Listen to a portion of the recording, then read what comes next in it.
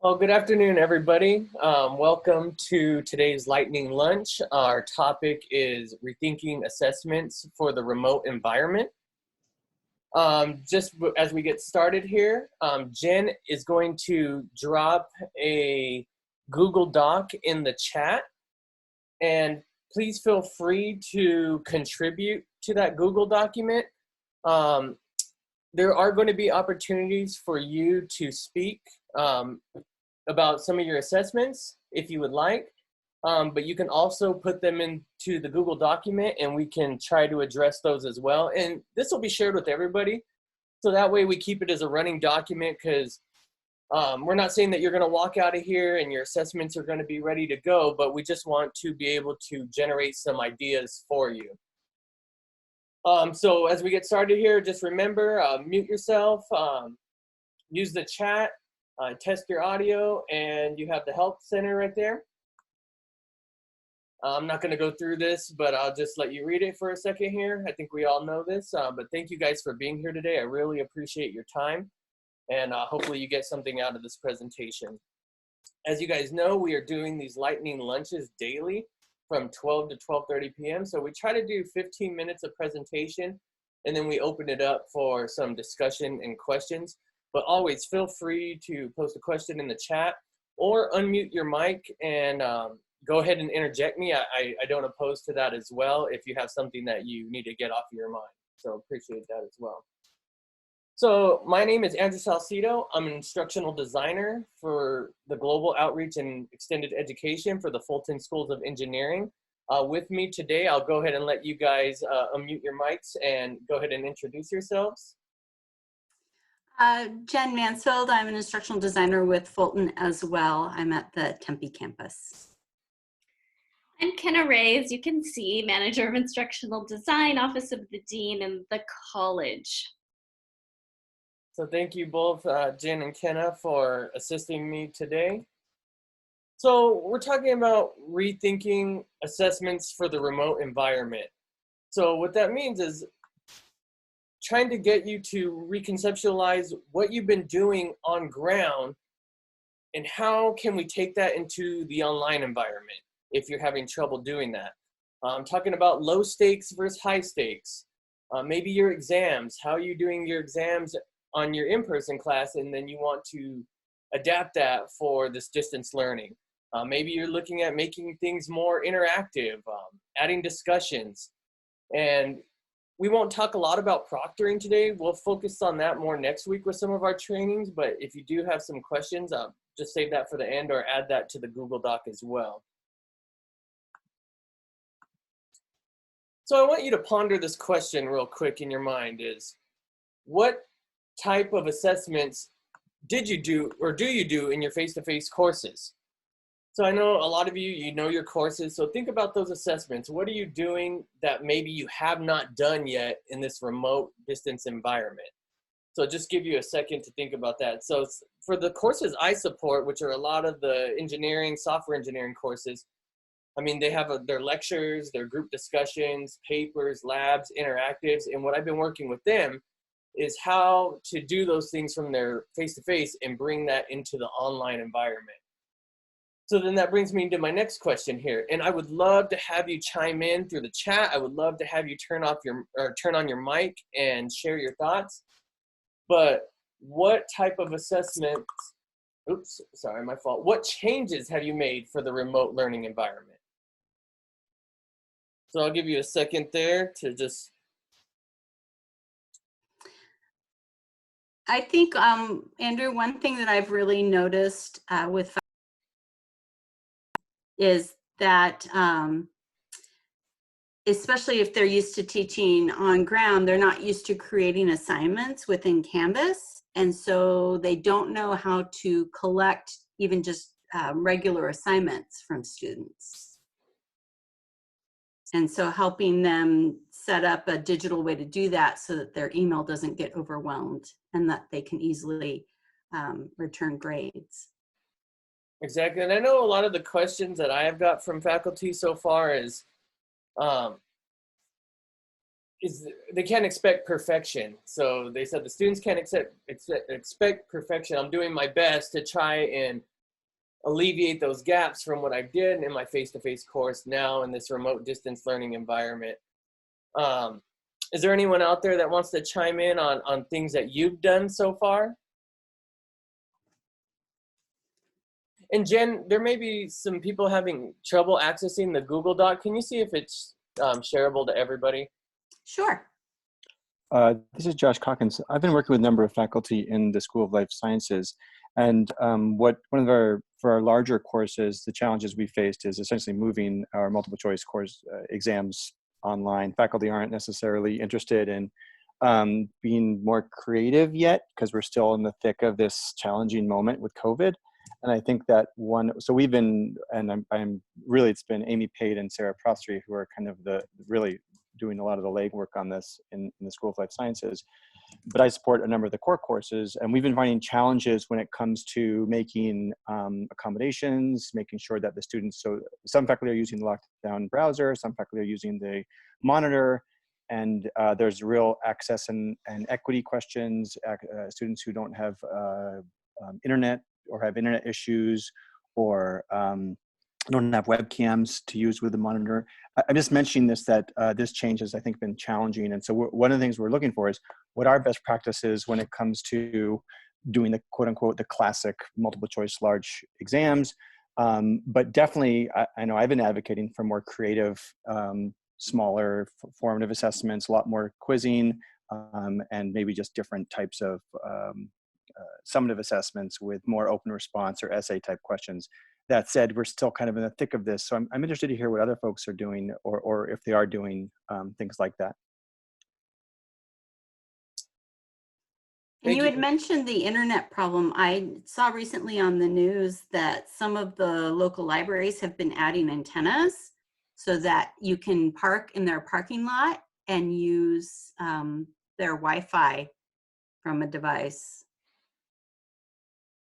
I don't know if that helps. That's a great idea. I like that idea. Yeah, and that brings up a great point is you're right. We don't know where we're at right now with COVID. We don't know if this is something that's going to go away as quickly as it came, or if it's here to stay and we're looking at this for the fall. And that's what I've been working with my faculty is trying to reconceptualize not only their assessments, but also the way they teach their course. And I'm not saying everybody needs to take this approach, but with some of my faculty, we've been looking more at the flipped classroom design, where instead of lecturing for two hours on Zoom, we've had an instructor who started then recording micro lectures, giving smaller tidbits of assignments within Canvas. And then when they come back as a group into Zoom, they're focused more on talking about the assessments and what the students are having trouble with the content, instead of rather just hearing the instructor lecture that entire time. And I think that also helps, breaking up the assessments like that, because if they are having trouble locating maybe Wi-Fi or a digital device, if they have to, then they're not having to be online for as long a time, like with a traditional exam, 75 minutes, 100 minutes. If it's something, where they can do an assignment and scan it and upload it, that's a lot less time commitment as far as having to be online. True, and as you said, maybe opening up the time. So instead of making it available during that particular class time that they would traditionally, giving students a full week or something like that to complete it, and maybe still lock down the time, because I think that helps with, helps to deter cheating, but being more flexible as an instructor. Yeah. And I just shared a document with you all, the guide with recommendations for alternatives to exams. And this is something that came out of the provost office in UTO. So if you haven't taken a look at it, I recommend you do so. And I can add that to the top of the document where we have the brainstorm as well. Great, thank you. It's currently at the bottom. Oh, So okay. if you just want to Copy and paste it up there. That would be great. Anybody else out there want to share what changes they've made so far for the remote learning environment before we move on? Or have any questions relating to exams or exam alternatives or exam settings or that type of thing? I'll jump in again just real quick. One of the things we have a number of faculty asking about are like quote unquote best practices, and they're looking for direction and leadership. And I know that one of the challenges that we faced in Souls is that there isn't, at least, and I'm much more familiar with kind of just good assessment practices and less familiar with good online assessment practices. But is there literature on these things, and are those things being posted somewhere? And maybe it's in one of these resources, in which case I would say thank you and I'll go take a look. But we'd love to kind of be more directive with some of our faculty who are really concerned about quote unquote making a mistake when it comes to online assessments. Yeah, that's Sure. what Type of best practices, Josh, are you looking for? Exams in particular, or just online assessments in general?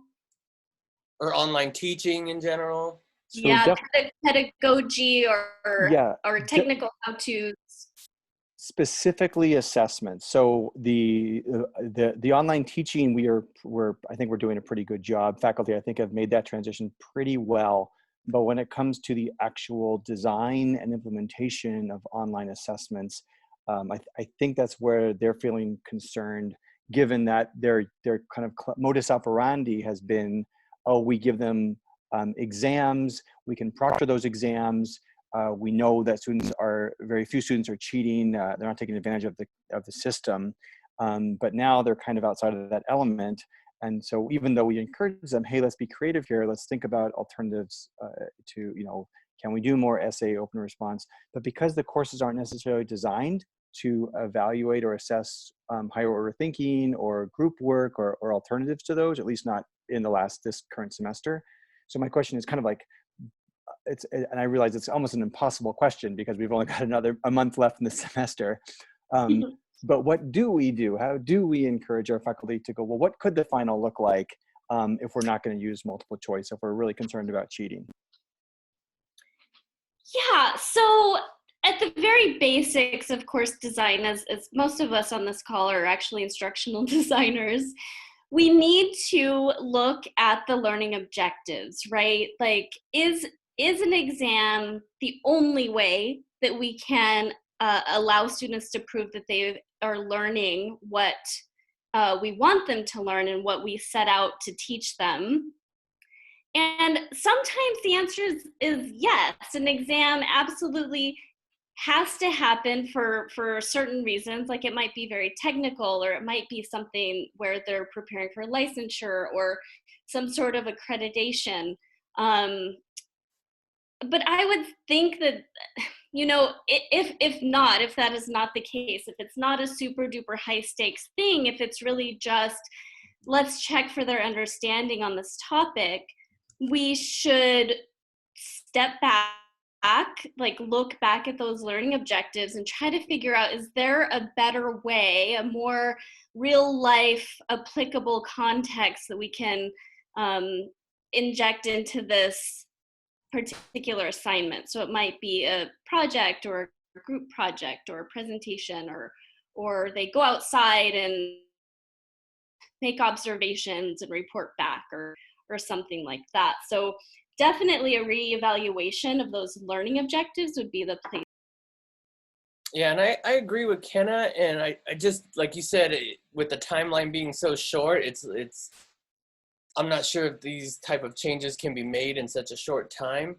I mean, I think they could if there was some guidance on that. I think what a lot of faculty right now are thinking, they're alone in this, and haven't been able, or not reaching out for various reasons, but they're so used to doing things a certain way that, and even us as well, as we see things with a certain lens, And so maybe having these brainstorming sessions as a group, or creating some collaborative space where people can ask questions. Because I know we have the Slack channel, but sometimes with so many people in that Slack channel, I'm, as an instructional designer, and resistant to asking a question because I don't want to sound dumb. Even though I always tell people in trainings, no question is a dumb question. We're all trying to get through this together. So I think trying to create those support groups, getting that documentation out there, and we can definitely look.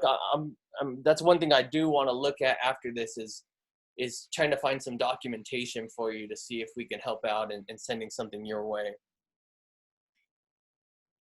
Yeah, we have tons of stuff, Josh. So just let us know. ASU Online obviously has a bunch of stuff, and it might not be catered towards our environment right now, where most instructors probably feel like this was kind of forced upon them, and they're kind of triaging, stopping the bleeding at this point.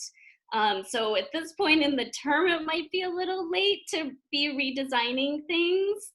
But as you know, for their upcoming summer sessions, we know we're all going to be remote. So we'll continue these conversations as you know, we get closer to that. That's very helpful. Thanks both. I just want to say that your point about revisiting the course goals and objectives, outcomes, I think is a great place I can start to having those discussions with faculty. Thank you very much. And thank you for all these resources. Very helpful. Oh, no, thank you. Of course. And another thing I wanted to say too, and this is obviously very vague, we only have a couple weeks left of the semester. So as we already said, redesigning all of the assignments is really not possible, but maybe let's think about how can we be more flexible while still meeting those learning goals.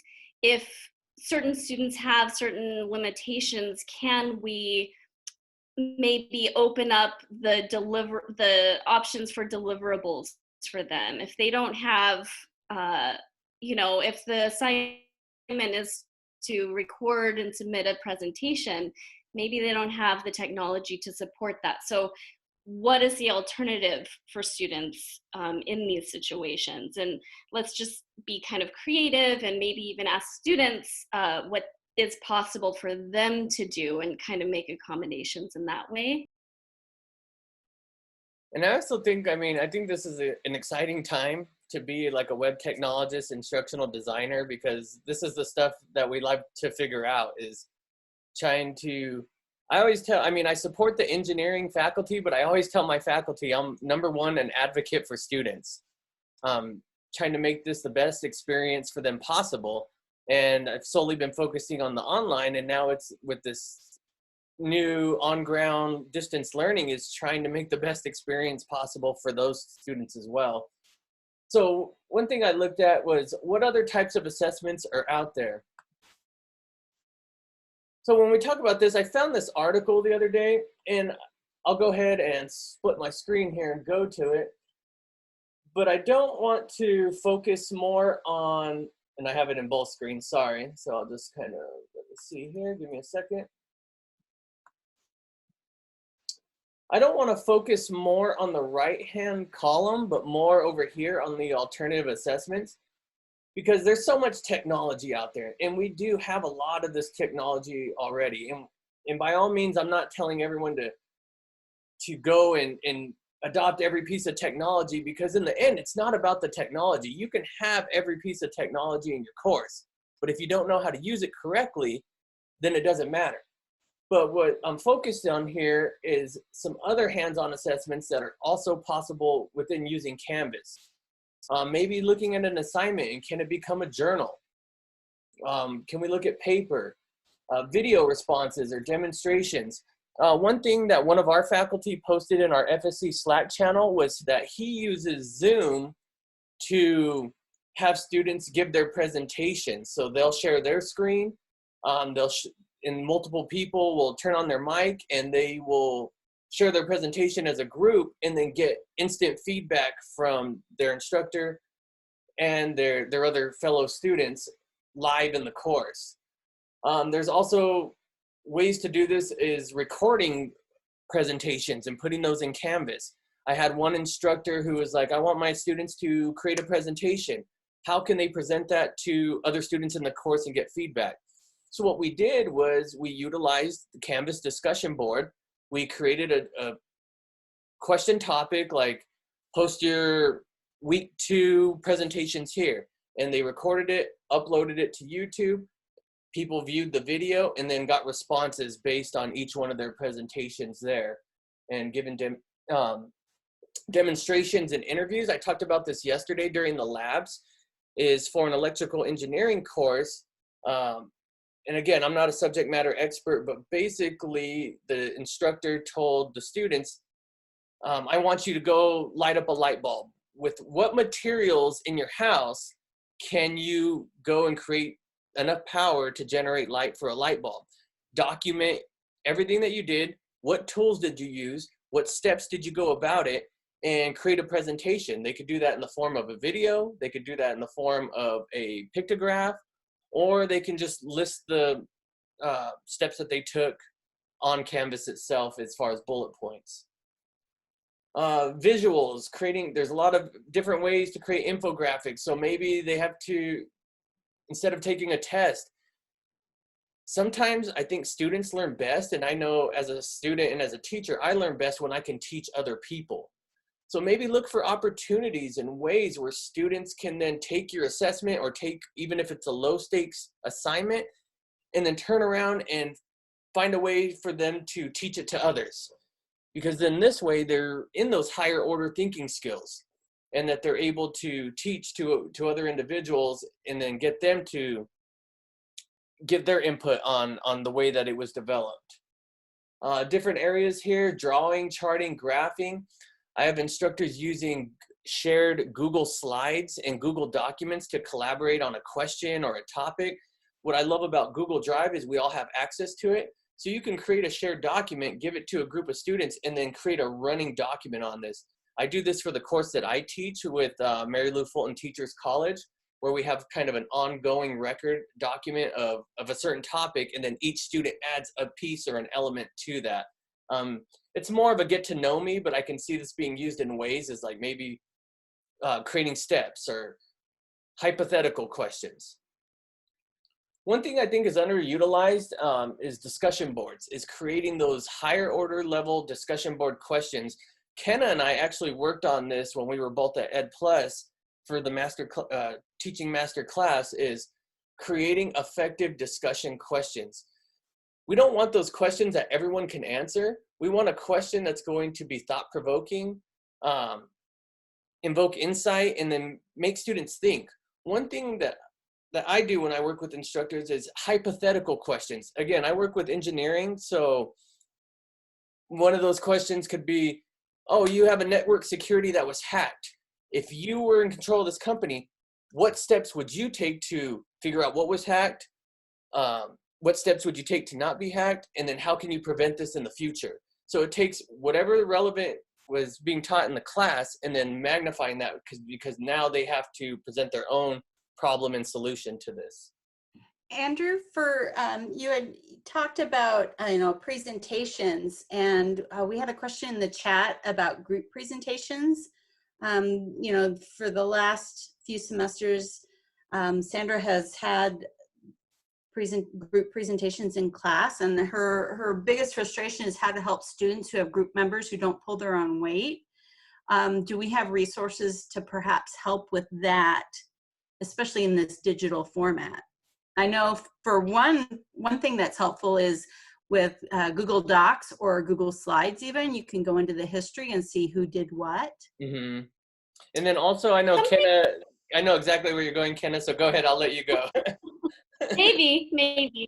So it's something that I've been recommending for a long time now, is having groups fill out a group charter that where they write the specifications themselves and who will do what.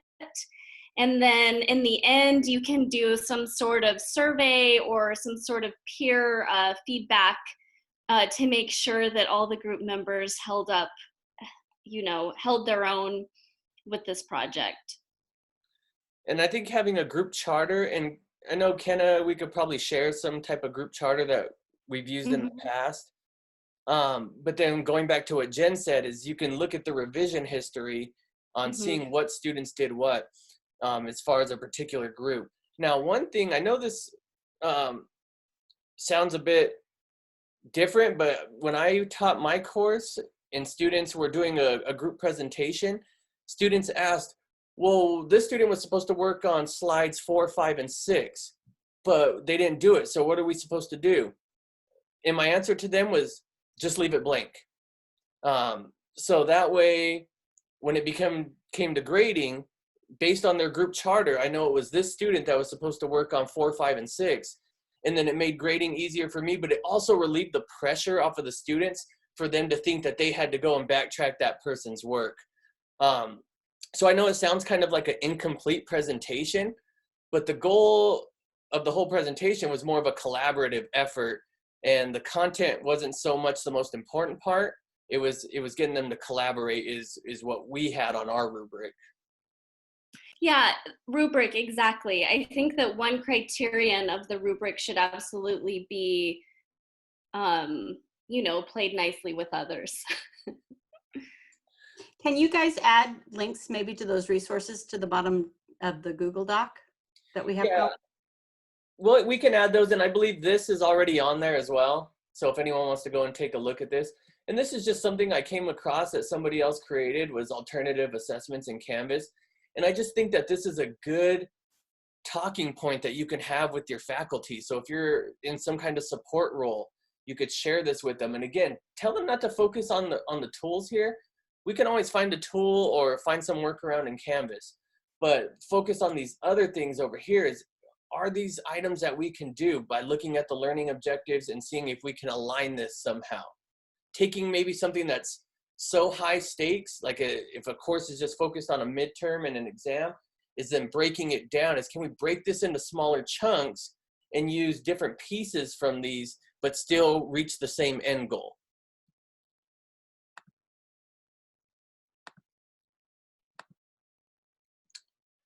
Other strategies. So this slide is focused more on like academic integrity, but I'm not sure if anyone's ever seen this before, but it's the cheaters never prosper. So it's looking at your assessments and how can we break this down a little bit so that way it's not so high stakes, it's not so detrimental where the final grade is, or the final exam is 90% of the grade, or even if it is, what steps can I take to kind of alleviate the pressure off that? And Ken, I don't know if you wanted to talk a little bit more on this. If not, I could go into the document itself. Yeah, well, it's time right now. So do you want to pause here to see if somebody has something they want to bring up to the Yeah, group? for sure. And again, these strategies are all in here. You can go and read through this. This was created as a collaborative effort a few years back, but it kind of helps out in promoting academic integrity and for your students and for your instructors. Yeah, and I think I wanted to include this in our presentation today because it has very useful strategies. I think I added the numbers, it's like 20 through 32 or something like that, for setting up your tests to discourage cheating. Yep, and we could put those in the notes, which ones you highlighted as well. Yeah. We will be talking more about proctoring next week as well. Yeah. But I know I rambled on for a little bit, and you could have cut me off at any point, anybody, but is there any questions out there? I don't mind going a little bit extra time. If you have to jump off, that's fine, but we're here to stay on for you guys. And we did put the link for Cheaters Never Prosper in the resources at the bottom of the Google Doc, correct? Yes. Okay. Yeah.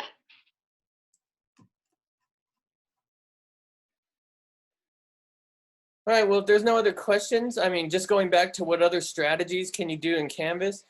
I mean, for the long term, we may have to look at kind of a flipped approach, is not just looking at our assessments, but looking at the way we teach. Do we want to be Zooming for an hour and a half, 2 hours? Or how can we break those down into chunks so that way when students come to us, we're focused more on enriching their minds with content that they've already seen, and then repurposing that to kind of gauge them on their assignments and how we could get them moving forward.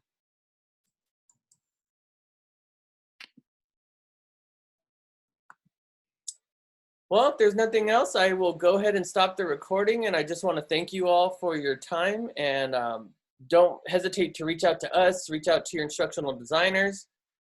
There's some resources there, but we have the FSE-teaching-and-learn Slack channel, or you can send an email right here to us or to the college. And again, we thank you for your time and have a great day.